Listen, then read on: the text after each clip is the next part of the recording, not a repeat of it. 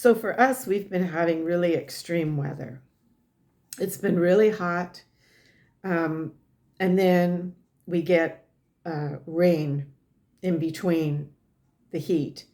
1 minute the sun is shining, the next minute it's overcast, then we have a breeze, then we don't have a breeze, then we have like a downpour of rain. And so we're just used to going out with making sure we have raincoats and shoes in case we're wearing sandals. We need to change into shoes because we're walking in wet weather.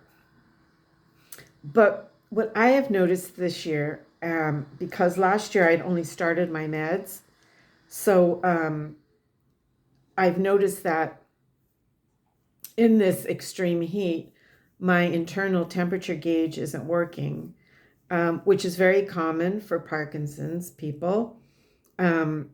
What it means is it's basically damage to the nervous system. So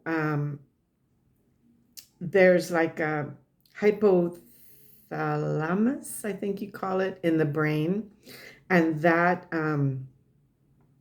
acts as your body's thermostat. But because of the damage to the nervous system, we can't control responses to sweating or shivering. The blood vessels, there's blood vessel dilation, and that leads to intolerances. And for me, what I notice specifically is that it could be really hot. It can be 26, 28 degrees, and I get shivers. And you would initially think that you're coming down with something. But for me, I know that that's my body reacting to, adjusting the blood flow in my system or not adjusting it, as the case may be. And so a lot of people don't realize that we all have an internal temperature, and it's very much like your, say, your refrigerator that's set at a certain temperature. And then when you get really hot weather, you'll notice your refrigerator makes these like groaning noises. And that's really a sign that the temperature inside the fridge needs to be adjusted, right? And it's the same with Parkinson's and our bodies. And I've kind of just sort of learned to like go with the flow. But like if you're really super hot, then of course, you can cool down with like a cold drink, or some people drink like hot, like green tea. That apparently cools people down. I don't know if that's worked for me, because I'm a great green tea drinker.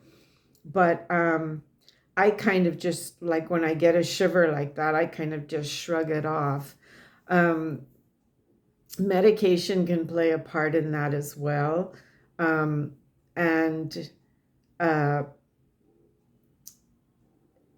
it's just that, the nerves are trying to relay messages, right, between the brain and the body. But it becomes impaired. And like the targets don't reach, well,